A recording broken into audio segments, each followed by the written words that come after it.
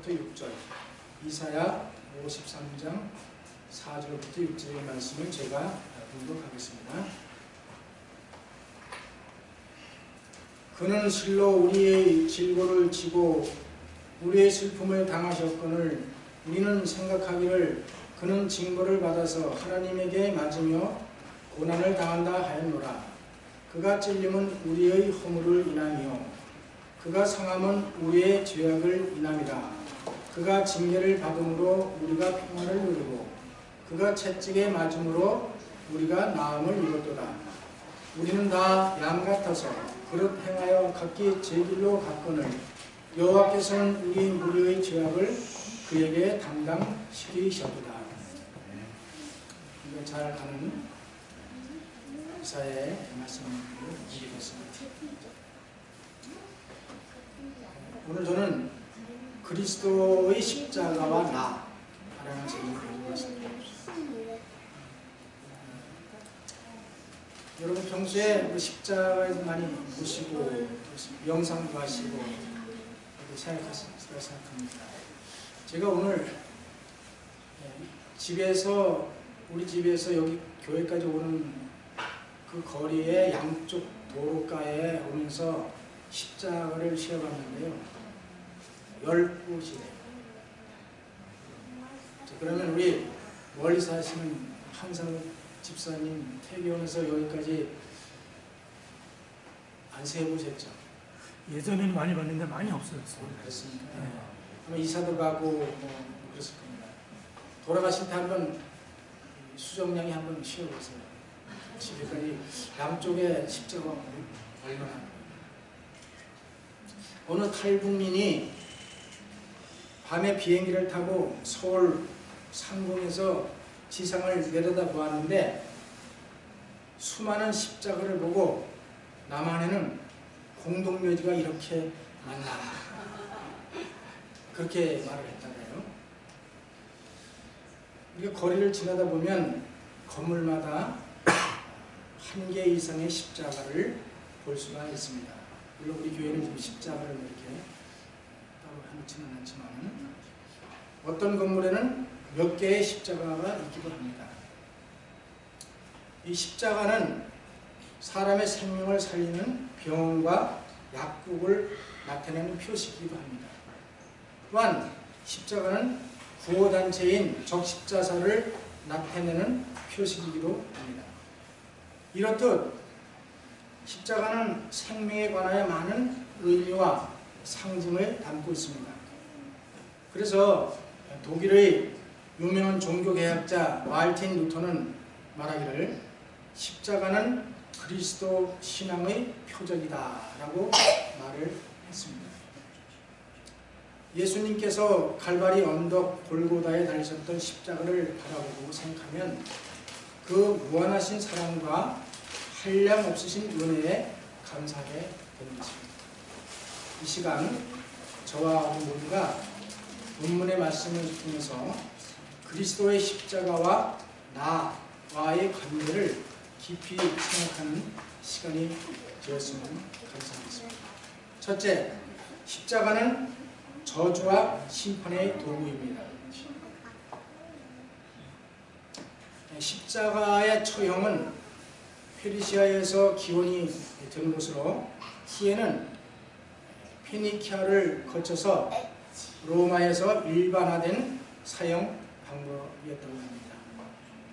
그래서 로마가 세계를 지배하던 시대에는 국가의 반역자나 살인자나 흉악범에게 집행하던 사형 방법이 십자가 처형이었습니다. 십자가 처형은 죄수에게 극심한 고통을 주기도 하지만 언덕 높은 곳에 장소에서 공개 처형을 하기 때문에 많은 사람들이 그 광경을 보면서 처참한 죽음의 모습을 보면서 범죄의 예방 효과도 있었다고 합니다. 그래서 구약시대의 모세는 그 저주와 심판의 도구를 다음과 같이 기록하고 있습니다. 신명기 21장 22절 사람이 만일 죽을 죄를 범함으로 내가 그를 죽여 나무 위에 달거든 그 시체를 나무 위에 밤새도록 두지 말고 당일에 장사하여 내 하나님 여호와께서 내게 기업으로 주시는 땅을 더럽히지 말라. 자, 그 끝절을 한번 읽어주시기 바랍니다. 나무에 달린 자는 하나님께 저주를 받았음이니라. 네, 아멘. 모세 시대에도 하나님의 명령을 따라 십자가에 이 나무에 달린, 그때는 이 나무가 뭐 십자가 형태는 아니지만 나무에 달려서 죽게 하는데 그 나무에 달린 자를 밤새도록 두지 말라. 그래 둠으로써 여호와께서 내게 준 땅을 더럽히지 말라고 했습니다. 그러면서 말하기를 나무에 달린 자는 하나님께 뭘 받았다고요? 저주를 받았다. 유대인의 통상적인 십자가 방법인 말뚝에 꿰어매어 달린 뾰족한 장대에 고정된 범죄자는 하나님과 사람 모두에게 저주받은 것으로 간주했다고 했습니다. 그래서 이 나무에 달리거나 나무에 처형하는 사람들은 공개 처형이기 때문에 정말 사람과 하나님께 모두 저주받은 사람으로 인정을 했습니다. 사실상 이런 극단적인 형 집행법은 범죄자가 죄악으로 인해 받게 될 철저한 치욕을 대중에게 보여주는 것이라고 본교 주석은 이렇게 말씀하고 있습니다. 그래서 예수님도 조용히 하세요. 예수님도 십자가에 달리기 전에 빌라도의 법정의 두 번째 재판장에서 이렇게 말씀하고 있습니다. 마태복음 27장 20절로 22절을 보면 대제사장들이 무리를 권하여 바나바를 달라하게 하고 예수를 멸하자 하게 하였더니 총독이 대답하여 가로되 둘 중에 누구를 너에게 놓아주기를 원하느냐 가로되 바라바로소이다. 빌라도가 가로되 그러면 그리스도라 하는 예수를 내가 어떻게 하랴. 저희가 다 가로되 십자가에 못 박혀야 하겠나이다. 마태복음 20장 25절 26절을 보면 백성이 다 대답하여 가로되 그 피를 우리와 우리 자손에게 돌릴지어다 하거늘 이에 바라바는 저에게 놓아주고 예수는 채찍질하고 십자가에 못 박히게 넘겨주니라 그랬습니다.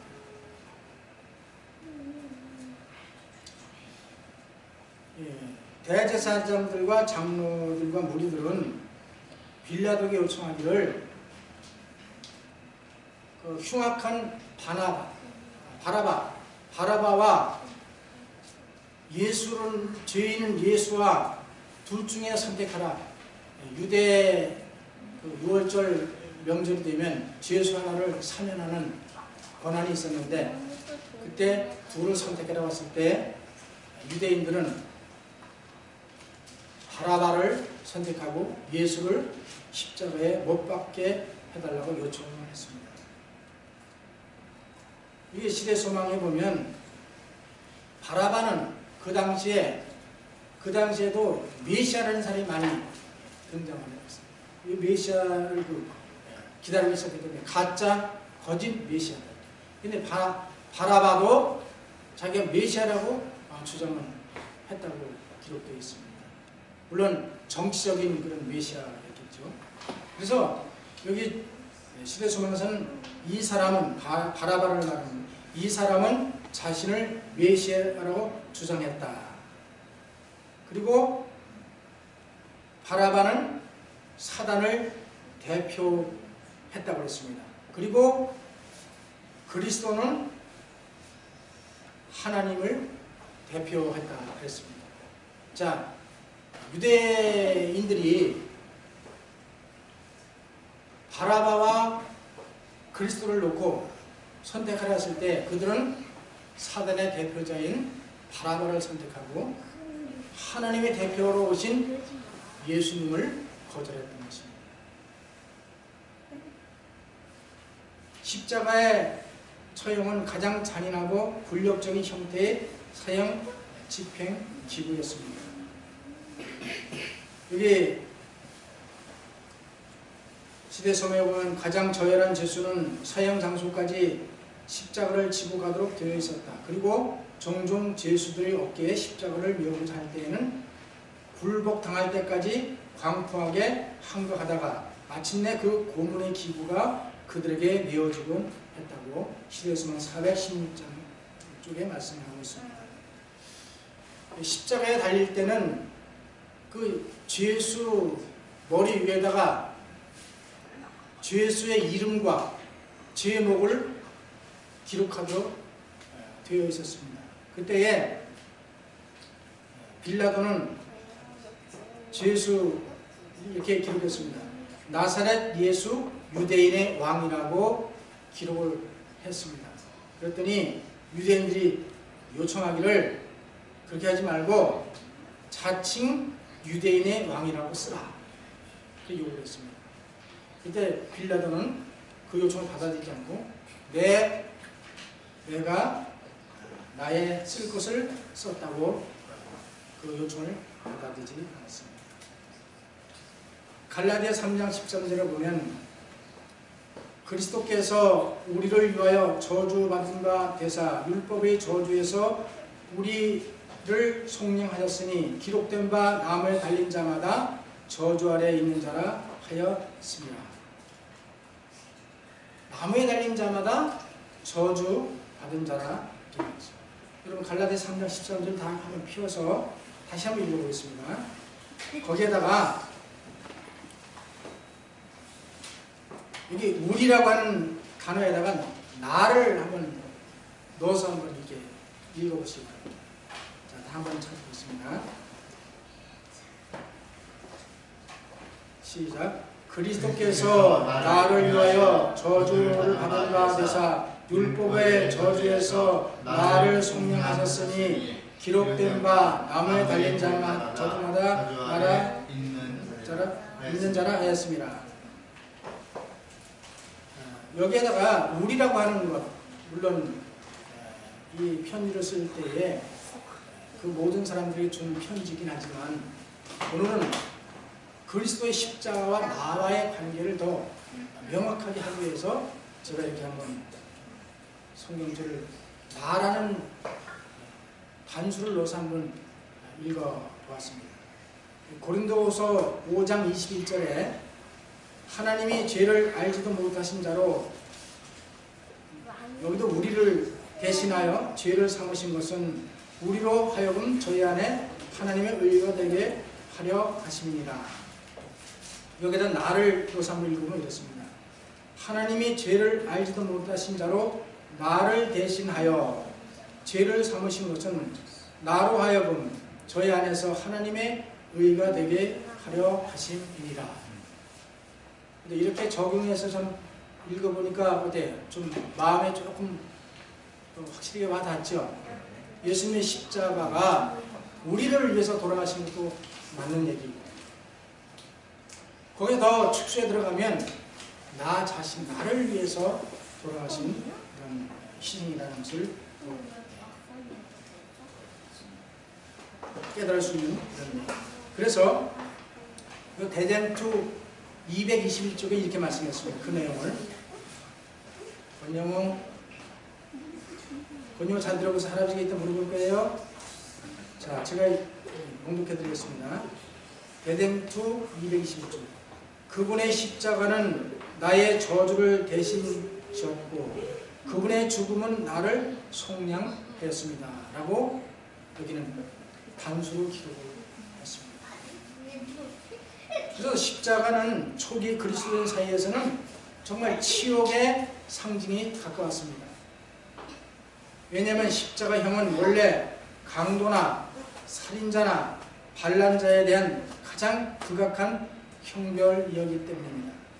하지만 콘스탄틴 누스 황제가 주 315년에 예수에 대한 존경의 의미로 십자가형을 폐지한 이후로 십자가는 그리스도의 영광의 상징이 되었다고 말하고 있습니다.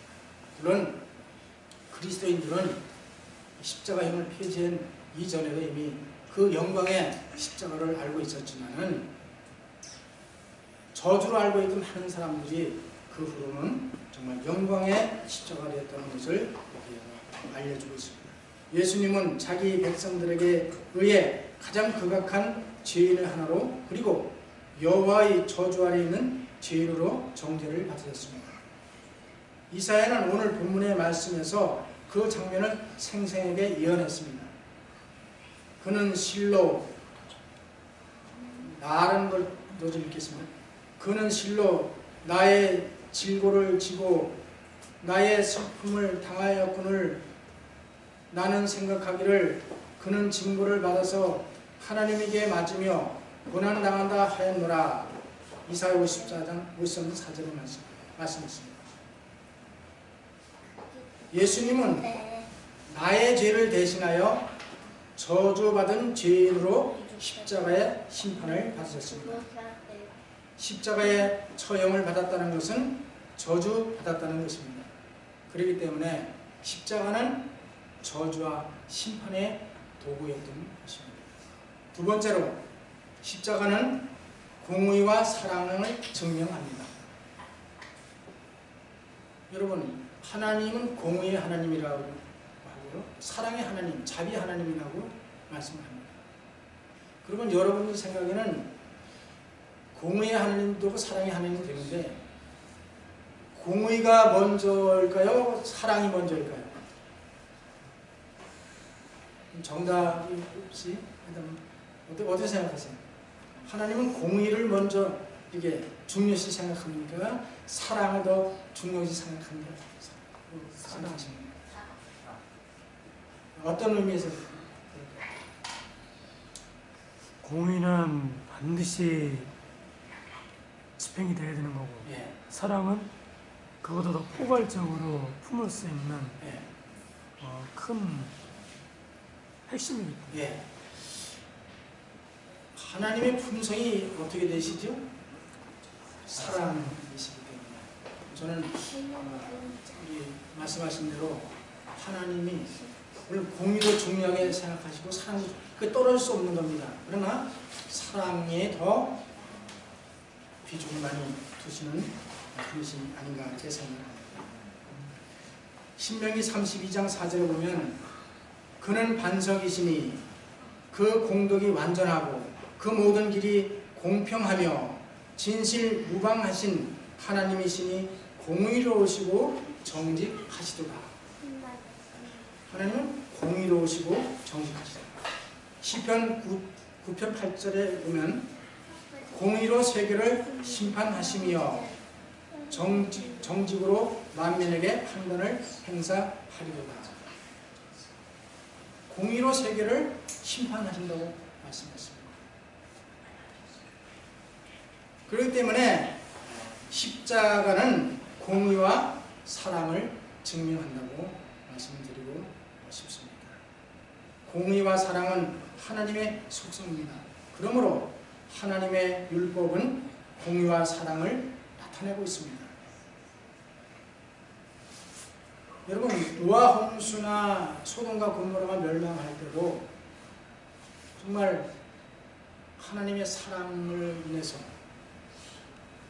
그 노아와 더불어 8식구만은 구원을 얻었지만, 그래서 어떤 분들은 이 노아의 전도가 실패작이다 이렇게 주장하는 사람들이 있다고 해요. 왜냐하면 120년 동안 그렇게 노아가 정말 기도하면서 외쳤던 그 기별이 120년 동안 뭐 방주를 지면서 그렇게 전도하고 홍수를 외쳤지만 결과는 8식구 외에는 구원받은 사람이 없잖아요. 근데 다른 면으로 보면 노아는 가족의 신앙에 대해서 확실한 그런 말씀을 전거해서 가족 구원을 통해서 또 이 세상에 다시 번성하는 그런 일을 이룬 것을 알 수가 있습니다. 소돔과 고모라 멸망에도 의인이 그렇게 없어서 멸망을 했습니다. 이 심판은 공의를 나타내는 그 장면을 생각해 주십니다. 그러나 거기에도 하나님의 속성과 품성은 공의와 자비. 자비는 사랑보다 더 깊은 불쌍히 여기는 그런 마음을 가진 그런 분심을 알 수 있습니다. 창세기 2장 17절에 보면 선악을 알게 하는 나무의 실과를 먹지 말라. 내가 먹는 날에는 정령 죽으리라. 약속을 어기고 범죄하면, 죄를 지면, 불순종하면 죽는 것이 공의입니다.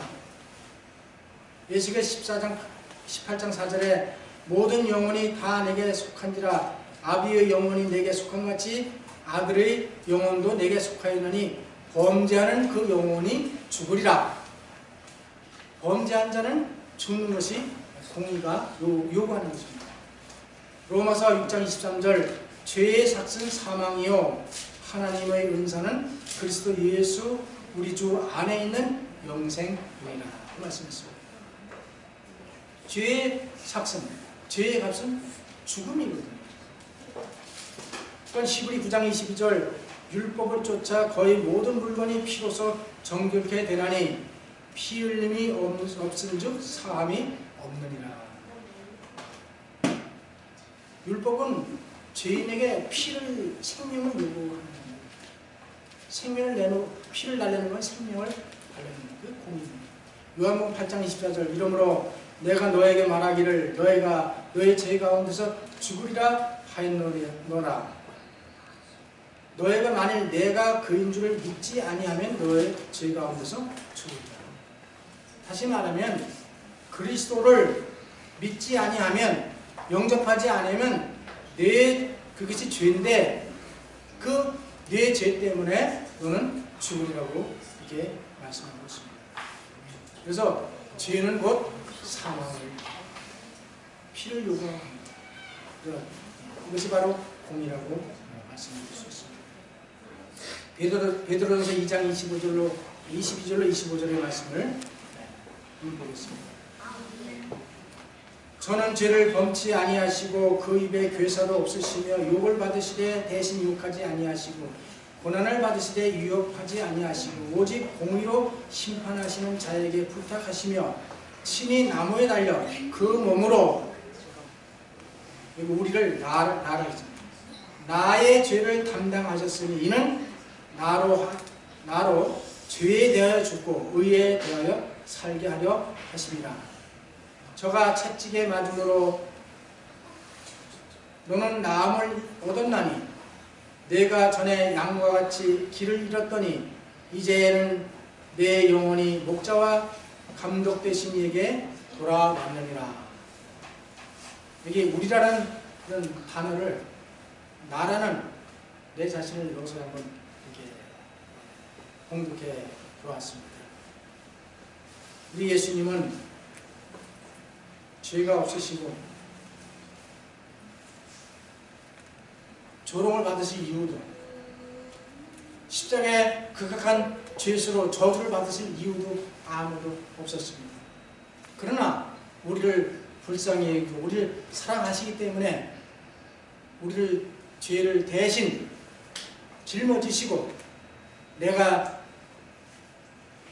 고난과 핍박과 조롱과 침뱉음과 십자가의 극한 처형을 받을 나를 위해서 돌아가셨다는 사실을 이렇게 강조해 주고 있는 것입니다. 가랴 뽑은 기별 1권 342쪽에 인간의 정신이 갈바리의 십자가에 이끌리게 될 때에 불완전한 안목으로 보면 십자가를 바라보고 인간의 정신으로 그걸 불완전한 안목으로 바라보면 그 십자가는 수치스러운 것으로 밖에 보이지 않는다. 어떤 생각을 가지고 십자가를 바라보느냐? 나와 상관없는 그 예수님의 죽으심, 십자가, 그렇게 바라볼 때는 그것이 수치스러운 것으로 우리에게 보여질 수밖에 없다. 과연 그리스도께서 왜 죽으실 수밖에 없었을까? 그것은 죄의 결과 때문이다. 그러면 죄란 무엇인가? 율법을 범하는 것이다. 예수님이 죽으실 이유가 아무도 없잖아요. 예수님은 스스로 우리를 위해서 인생을 쓰시고 이 땅에 오셔서 그 모든 고초를 겪으시고 창조주께서 피조물에게 그것도 자기 백성에게 조롱당하시면서 십자가의 수치를 당하시고 저주받은 그런 모습으로 돌아가신 것을 보여요. 이것은 다른 사람을 위해 돌아가신 게 아니라 내 자신, 우리 모두를 위해서 그런 생각을 가질 때에, 명상할 때 우리에게 와닿는 그 정으로 은혜는 무한한 것이라고 생각합니다. 그 사도행전 333쪽에 우리가 십자가의 빛 가운데서 하나님의 품성을 연구할 때 우리는 공평과 공의가 섞인 자비와 친절과 용서를 발견한다. 십자가를 바라볼 때 하나님의 공의와 사랑과 자비를, 친절을, 우리가 용서를 발견할 수 있다고 말씀했습니다. 그래서 우리는 보좌 가운데서 인간을 하나님과 화목시키고자 손과 발과 옆구리의 고통의 흔적들을 가지신 분을 바라본다 했습니다. 원수된 하나님과 우리가 먹지 말라고 명령한 그 말씀을 불순종하여 범죄했을 때 아담과 하와가 하나님과의 원수가 됐잖아요. 원수된 상태를 화목시키기 위해서 우리 예수님께서 화목 제물로 드려주시고 우리 죄인 인간의 손과 하나님의 손과 연결시키는 그 일을 담당하셨다. 그렇게 말씀했습니다. 그리스도께서 십자가상에서 자신의 몸으로 친히 우리의 죄를, 우리를 읽을 때 꼭 나라는 것을 생각하면서 들었으면 좋겠습니다. 그리스도께서 십자가상에서 자신의 몸으로 친히 우리의 죄를 지으신 것은 하나님께서 공의로우시며, 십자가는 공의로운 것이고요. 또 당신을 믿는 자들을 의롭게 하시는 자가 되시기 위함이었다. 그리스도께 복종하는 모든 사람에게는 생명 즉 영생이 있다고 교회 증언 9권 191쪽에 193쪽에 말씀하십니다. 어떤 분들은 이게 예언의 페이지수를 말하거나 다른 데서 인용하는 걸 이렇게 말하면 왜 그걸 꼭 밝히느냐, 이런 분들이 있어요. 이걸 밝히지 않으면 자기의 말이 되는 것입니다. 그렇기 때문에 인용할 때는 꼭 그 인용하는 구조를 밝혀주는 것이 증언의 말씀인데도 불구하고 자기가 생각한 말을 할 수가 있기 때문에 그렇게 하는 것입니다.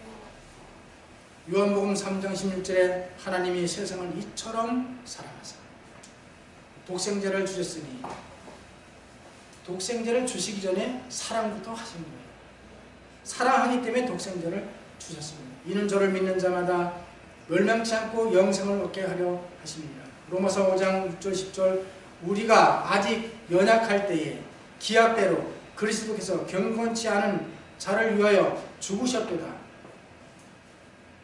의인을 위하여 죽는 자가 쉽지 않고 선인을 위하여 용감히 죽는 자가 혹 있거니와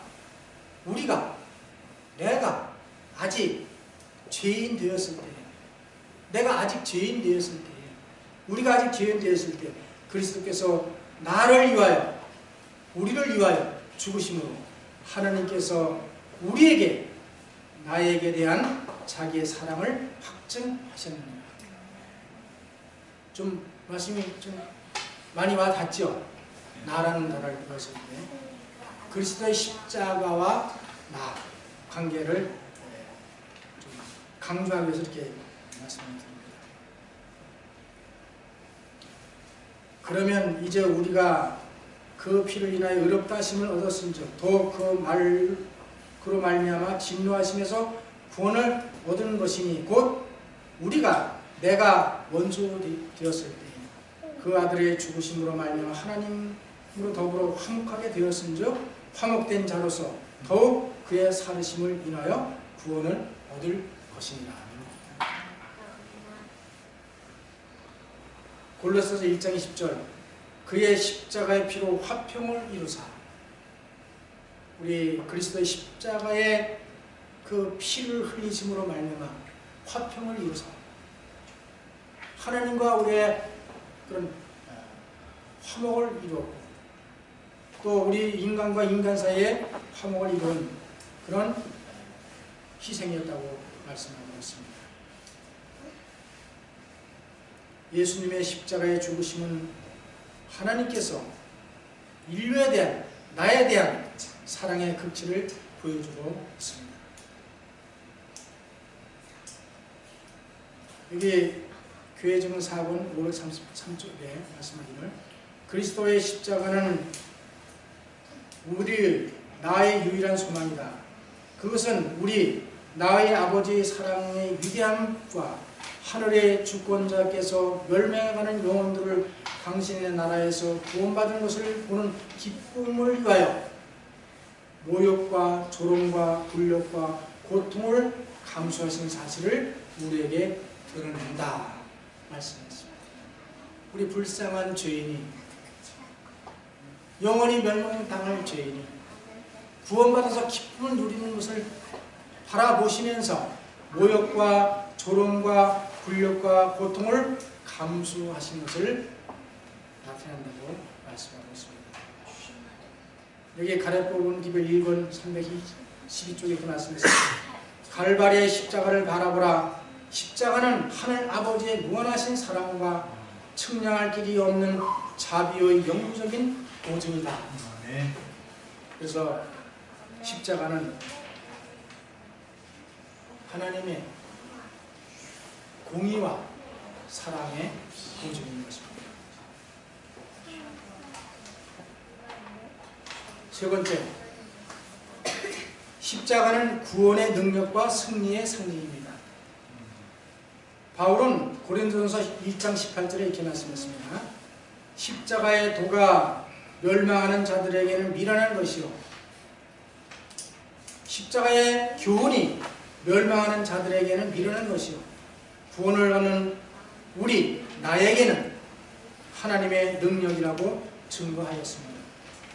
그리고 고린도전서 1장 23절로 25절에는 나는 십자가에 못 박힌 그리스도를 전하니 사도 바울이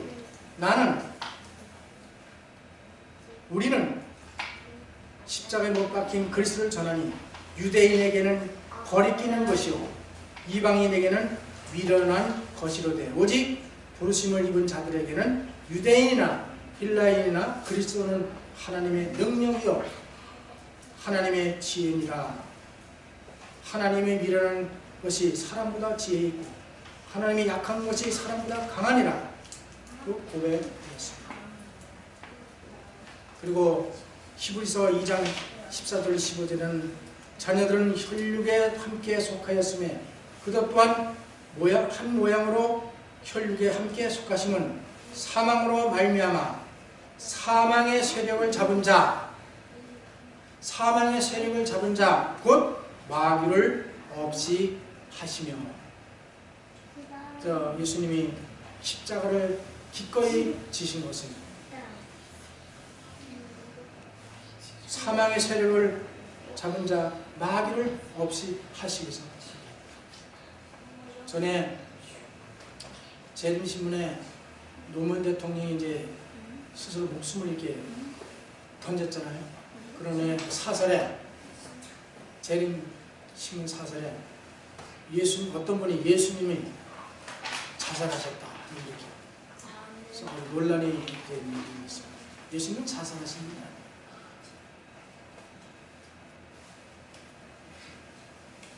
예수님은 나의 죄를 대속하시기 위해서 대신 저주를 받으시고 십자가에 달려 돌아가시는 사실을 여러분 깊이 생각하시고 감사하시길 간절히 바랍니다. 아멘. 또한 바울은 갈라디아서 2장 20절에 이렇게 말씀했습니다. 내가 그리스도와 함께 십자가에 못 박혔나니 그런즉 이제는 내가 산 것이 아니요 오직 내 안에 그리스도께서 사신 것이라. 그러면서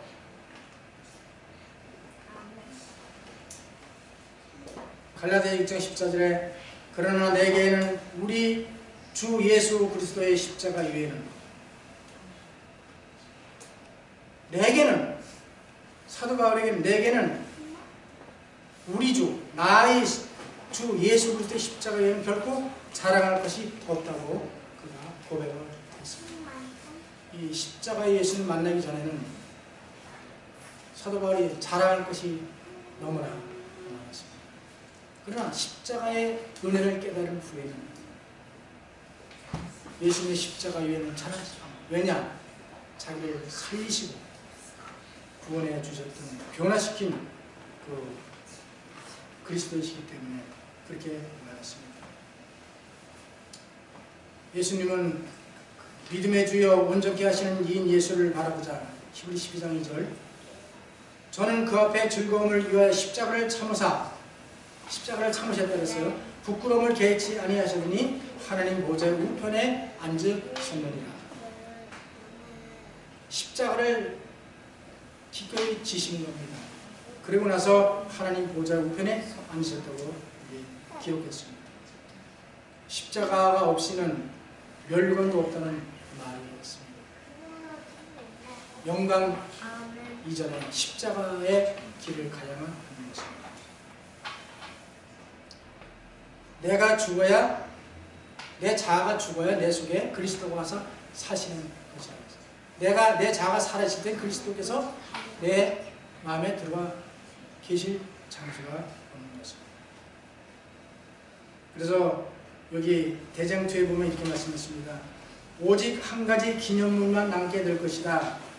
우리 구주께서 십자가의 표를 영원히 언제나 간직하실 것이다. 언제나 영원토록 십자가의 흔적, 머리에 가시 묘를 쓰던 흔적, 옆구리에 찔던 창의 흔적, 손과 발에 박혔던 못자국을 영원히 간직한다고 여기 대장투 674쪽에 말씀하고 있습니다. 그래서 십자가는 구원의 능력과 승리의 상징입니다. 예수님께서 말씀하십니다. 수고하고 무거운 짐진 자들아 다 내게로 오라. 내가 너희를 쉬게 하리라. 죄의 짐에 눌려서 쓰러지고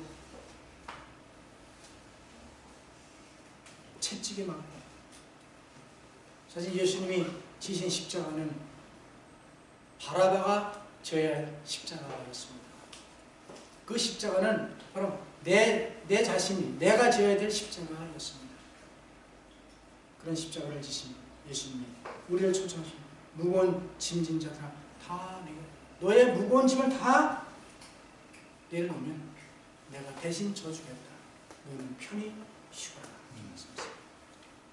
마태복음 16장 24절. 이에 예수께서 제자들에게 이르시되 아무든지 나를 따라오려고 하든 자기 일을 부인하고 자기 십자가를 지고 나를 쫓을 것이니라.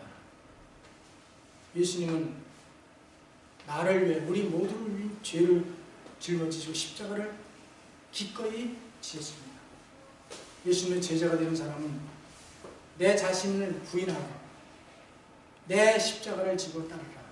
그렇게 말씀했습니다. 그 의미는 내 자신을 포기하고 내 자신의 의지를 그리스도께 굴복시키고 이제부터는 내 자신보다 그리스도를 위해 살라고 하는 의미를 담고 있다고 말씀했습니다. 사랑하는 성도 여러분, 정말 우리의 예수님의 십자가를 다시 한번 깊이 명상하시길 간절히 바랍니다. 아멘. 여기 미국에 큰 갈등이 깊어졌을 때에 있었던 이야기입니다. 어느 날 기차에서 백인과 흑인 사이에 싸움이 벌어졌습니다. 백인이 칼을 던져서 흑인을 죽이려고 할 때에 옆에 있던 백인 목사가 그 손을 들어서 흑인에게 날라오는 칼을 손으로 막아버렸습니다. 그리고 그 칼은 그 백인 목사의 손에 꽂혔고 피가 낭자히 흘렀습니다. 싸움은 멈춰졌고 흑인은 목사의 희생으로 생명을 보존할 수가 있었습니다. 고마움을 느낀 흑인은 일생 동안 그 백인 목사의 곁에서 자질구레한 일을 돕게 되었습니다. 그런데 종종 일할 때 짜증이 나고 실증이 나면 불평하기도 그러면서 그 백인 목사에 대해 원망을 하곤 하였습니다. 그때마다 백인 목사는 칼에 맞은 자신의 손을 그 흑인에게 보여주면서 아무 말 하지 않았습니다. 그러면 그 흑인은 고개를 숙이고 자신의 잘못에 대해 용서를 빌었습니다. 그 백인의 손으로 바로 흑인 자신의 생명을 구해준 그 선이었기 때문이었습니다. 우리도 십자가를 생각할 때마다 불평과 원망 그리고 고난이 닥쳐올 때 십자가를 바라면서 감사해야 되겠습니다. 왜냐하면 그 십자가를 통해서 예수님이 우리를 대속하시고 나를 대신해서 상처를 입으시고 피를 흘리시고 목숨을 바쳐 우리를 구원해 주신 그런 사랑의 주님이시 때문입니다. 그런 삶이 우리의 삶이 되시길 바랍니다. 아멘. 이제 마지막으로 이 본문의 말씀을 다 같이 나라는 것을 한번 누워서 한번 읽어 함께 공독하겠습니다. 이사야 53장 4절 6절까지 잘 안 되겠지만 한번 공독해 보겠습니다. 그는 실로 나의 진고를 지고 나의 슬픔을 당하셨거늘 난 생각하기를 그는 징벌을 받아서 하나님에게 맞으며 고난을 당한다 하였노라. 그가 찔림은 나의 허물을 인하며 그가 상함은 나의 죄악을 인함이라. 그가 징계를 받음으로 내가 평화를 누리고 그가 채찍을 맞음으로 내가 마음을 입었도다. 나는 다 양 같아서 그로 행하여 각기 내 길로 갔거늘 여호와께서는 나의 죄악을 그에게 담당시키셨도다. 아멘. 십자가는 하나님의 저주와 심판의 도구였습니다. 십자가는 하나님의 공의와 사랑을 증명하였습니다. 십자가는 구원하시는 하나님의 능력이며 사망에서 승리한 상징이었습니다.